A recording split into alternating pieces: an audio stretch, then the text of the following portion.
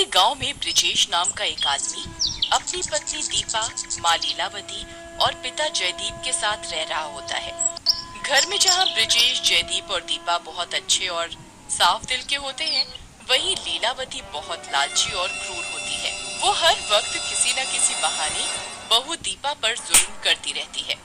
क्यों महारानी, घर का राशन क्या तुम्हारे मायके वाले भरते हैं, जो खाने में नीरा नमक भरकर सारा खाना बर्बाद कर दिया?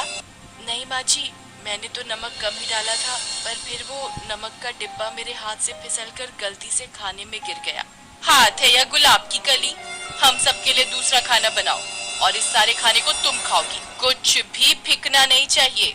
ऐसा बोलकर लीलावती रसोई से बाहर चली जाती है और दीपा खाना बनाने में व्यस्त हो जाती है। जहाँ एक तरफ ब्रिजेश के घर में सास के अत्याचार चल रहे होते हैं, तो वहीं दूसरी तरफ उनके गांव में इंसानों को उठा ले जाने वाली चुड़ैल का खौफ चल रहा होता है, जिसके डर की वजह से शाम होते ही सभी गांव वाले घरों के अंदर चले जाते हैं और अगली सुबह से पहले बाहर नहीं निकलते हैं।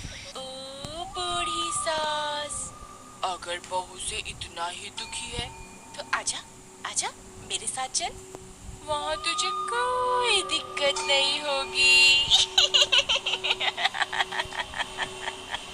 चुड़ैल की आवाज सुनकर घर में सबका ध्यान खिड़की की तरफ जाता है और वो डर कर जल्दी से खिड़की बंद कर देते हैं, जिसके बाद चुड़ैल अपना शिकार ढूंढने गांव में निकल जाती है। शुरू में सब आसानी से फंस जाते थे, लेकिन अब ये गांव वाले बहुत चालाक हो गए हैं।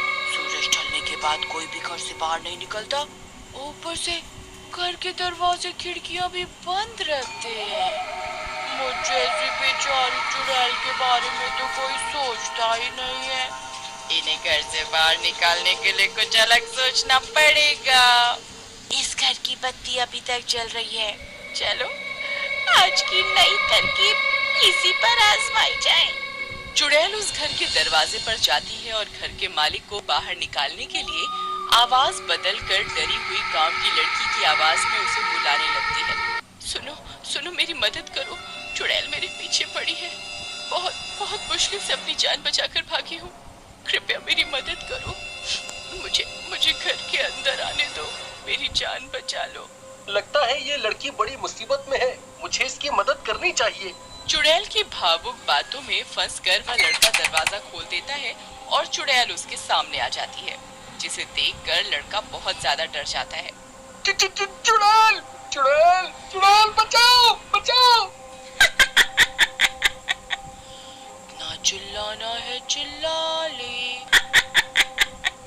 तेरी मदद करने कोई नहीं आएगा। यहाँ सब मुझसे डरते हैं। चुड़ैल की बात सुनकर लड़का अपनी जान बचाने के लिए घर का दरवाजा बंद करने अंदर जाने की कोशिश करता है, लेकिन चुड़ैल उसे ऐसा करने नहीं देती और उसे उठाकर अपने साथ ले जाती है। पूरा गांव अपने घरों की खिड़की से ये सब देख रहा होता है, पर कोई भी चुड़ैल के सामने आने की हिम्मत नहीं कर पाता है। फिर एक को उठा कर ले गई, बेचारा बहुत अच्छा लड़का था। ना जाने ये चुड़ैल हमारे गांव को छोड़कर कब जाएगी। हमें तो लगता है जब तक पूरे गांव को खा नहीं जाएगी, कहीं नहीं जाएगी। भाई कैसी डरावनी बातें कर रहे हो, शुभ शुभ बोलो। मुझे इनकी बात सही लग रही है, वो चुड़ैल इतनी आसानी से गांव छोड़कर नहीं जाएगी। हमें उससे बचने के तरीके सोचने होंगे। यहाँ पूरा गांव चुड़ैल के खौफ में होता है और उससे बचने के तरीके सोच रहा होता है, पर लीलावती को इससे कोई फर्क नहीं पड़ता। वह हर दिन दीपा पर जुल्म करते हुए उसके मन में अपना डर फैला रही होती है। अगर आज रात घर के अंदर सोना है तो मुझे ये सारे बर्तन और बरामदा बिल्कुल साफ चाहिए। तुझे यहाँ पूरा दिन आराम करने के लिए नहीं लेकर आई हूँ। अगर काम खत्म नहीं हुआ तो यहीं कोई कोना पकड़कर रात गुजार लेना। ऐसा बोलकर लीलावती दीपा को बरामदे में अकेला छोड़कर घर के अंदर चली जाती है, जिसके बाद दीपा भी काम में व्यस्त हो जाती है। इसी तरह सुबह से शाम हो जाती है और ब्रिजेश खेत से घर वापस आता है। तुम इस समय घर के बाहर क्या कर रही हो? कुछ देर में सूरज ढलने वाला है, अंदर चलो। नहीं, माँ जी ने मुझे यहाँ का सारा काम खत्म किए बिना घर के अंदर आने से मना किया है। ब्रिजेश को ऐसा बोलकर दीपा दोबारा काम में जुट जाती है और ब्रिजेश घर के अंदर चला जाता है।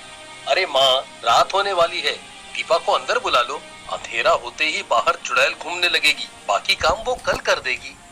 अच्छा, महारानी से काम खत्म नहीं हुआ तो तुझे यहाँ सिफारिश करने भेज दिया।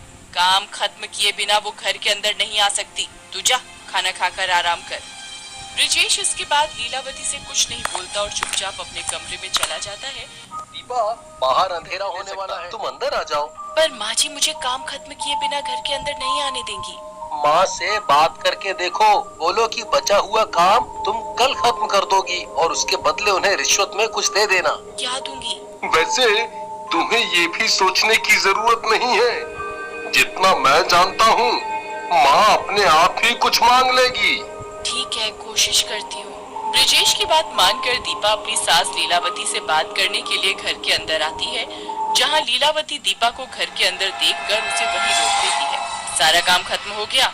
नहीं माँ जी, वो अंधेरा होने वाला है तो बाकी काम मैं कल खत्म कर दूंगी। ठीक से सुना नहीं था क्या? काम खत्म किए बिना घर के अंदर पैर नहीं रखना। माँ जी वो चुड़ैल। क्या चुड़ैल? तू चुड़ैल से ज्यादा मुझसे डर। चल ठीक है, अगर घर के अंदर आना है तो मेरी एक शर्त माननी पड़ेगी। अपने माँ बाप से बोल मेरे लिए सोने का हार भेजे। सोने का हार आएगा तो तू यहाँ आराम से रह सकती है। नहीं माँ जी, ऐसा मत कीजिए, मेरे मम्मी पापा के पास इतने पैसे नहीं है। उन्होंने मेरी शादी भी बहुत मुश्किल से कर्ज लेकर की है। वो सोने का हार कहाँ से लेकर आएंगे? अगर इतनी ही गरीबी थी तो लड़की की शादी ही क्यों की? अपनी मुसीबत हमारे गले बांधने के लिए। बस करो, तुम तो उस चुड़ैल से भी बदतर हो। बेटी, तुम कमरे में जाओ। जयदीप की बात मानकर दीपा कमरे के अंदर चली जाती है, जिसके जाने के बाद लीलावती भी गुस्से में पैर पटकते हुए अपने कमरे में चली जाती है। इस लालची औरत ने तो सारी हदें पार कर दी, इसे सबक सिखाना ही पड़ेगा। अपनी पत्नी को सबक सिखाने के लिए जयदीप एक योजना बनाता है और लीलावती के पास जाता है। सुनो, वो खेत पर काम करने वाला किसान थोड़ी देर बाद खेत का किराया देने आएगा, उससे पैसे लेकर अलमारी में रख देना। मैं किसी काम से पड़ोसी के घर जा रहा हूँ। लीलावती से ये सब बोलकर जयदीप घर के दरवाजे पर आता है और चाकू से अपना हाथ काटकर दरवाजे के बाहर कुछ खून गिरा देता है, जिसके बाद वो दरवाजा बंद करके वहीं रसोई में जाकर छुप जाता है। दरवाजे पर दस्तक सुनकर लीलावती खुशी से भागते हुए दरवाजे की तरफ जाती है। लगता है किसान खेत का किराया देने आया है। वाह, रात को पैसों की शक्ल देखकर सोऊंगी, सपने भी पैसे के ही आएंगे। पैसों के लालच में लीलावती जल्दी जल्दी घर का दरवाजा खोल देती है, लेकिन दरवाजा खोलते ही सामने किसान की जगह चुड़ैल को देखकर उसके होश उड़ जाते हैं। चुड़ैल, चुड़ैल यहाँ कैसे आ गई? बचाओ, कोई मुझे बचाओ। अरे तू तो वही है जो अपनी बहू से बहुत दुखी रहती थी, हर समय उस पर जुल्म करती रहती है। चल आज तेरी बहू और उसे उसकी सास से मुक्ति दिला देती हूँ। बचाओ, मुझे छोड़ दो, मैं किसी को कुछ नहीं बोलूंगी, कृपया मुझे जाने दो। लीलावती के चिल्लाने की आवाज सुनकर ब्रिजेश और दीपा भी कमरे से बाहर निकल आते हैं और लीलावती को चुड़ैल के साथ देखकर परेशान हो जाते हैं। माँ, वो चुड़ैल माँ को कैसे ले गई? हमें उन्हें बचाने के लिए कुछ करना चाहिए। नहीं, कोई कुछ नहीं करेगा। मैंने ही घर के बाहर खून गिराकर चुड़ैल को यहाँ बुलाया। तुम्हारी सास दिन पर दिन लालच और जुल्म की सभी हदें पार कर रही है, इसलिए उसे सबक सीखना बहुत जरूरी है। अब चुड़ैल के साथ रहेगी तो उसे परिवार और प्यार दोनों की अहमियत समझ आ जाएगी। नहीं पापा जी, वो मेरे साथ कुछ भी करती हो, पर आखिर में वो आपकी पत्नी और हमारी माँ ही है। मैं उन्हें किसी भी मुसीबत में ऐसे अकेले नहीं छोड़ सकती। मैं उन्हें बचाने जा रही हूँ। इसके बाद दीपा लीलावती की जान बचाने के लिए घर के मंदिर से कुमकुम और हाथ में एक मशाल लेकर जंगल की तरफ चली जाती है। कुछ देर ऐसे ही जंगल में चुड़ैल की तलाश करते हुए घूमने के बाद दीपा को एक जगह पहुंचकर चुड़ैल की हंसी सुनाई देती है, जिसका पीछा करते हुए दीपा चुड़ैल के पास पहुंच जाती है। वाह, आज तो खुद ही शिकार चलकर सामने आ गया। तुम्हें शिकार करना है तो मैं तैयार हूँ, पर मेरी सास को छोड़ दो। दीपा की बात सुनकर लीलावती हैरान रह जाती है और उसे अपनी गलती का एहसास होता है। दीपा, मैंने तुम्हारे साथ कितना बुरा व्यवहार किया, तुम फिर भी मेरी जान बचाने अकेले यहाँ आ गई। नहीं, तुम मेरी बहू को कुछ नहीं करोगी, मुझे ही मार दो।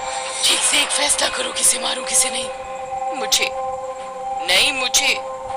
दोनों सास बहू इसी लड़ाई करने लगती है, जिससे परेशान होकर चुड़ैल उन पर से ध्यान हटाकर दूसरे गांव वालों के बीच अपना शिकार ढूंढने लगती है, जिसका फायदा उठाते हुए दीपा मंदिर का कुमकुम चुड़ैल के ऊपर फेंक देती है। कुमकुम गिरते ही चुड़ैल दर्द से तड़पने लगती है। चुड़ैल को ऐसे तड़पते और कमजोर देखकर दीपा अपनी सास के साथ गांव वालों को लेकर वहां से भाग जाती है। दीपा को सभी गांव वालों और अपनी सास के साथ गांव में वापस आते हुए देखकर सब लोग बहुत खुश होते हैं और दीपा को शाबाशी देते हैं। बेटी, मैं अपने लालच में हमेशा तुम्हारे साथ बहुत बुरा व्यवहार करती रही, फिर भी आज तुमने अपनी जान की परवाह किए बिना मुझे बचाने के लिए चुड़ैल के सामने आ गई। मुझसे बहुत बड़ी गलती हो गई, मुझे माफ कर दो। इसके बाद वे सब भी एक खुशहाल और सुखी परिवार की तरह घर वापस आ जाते हैं।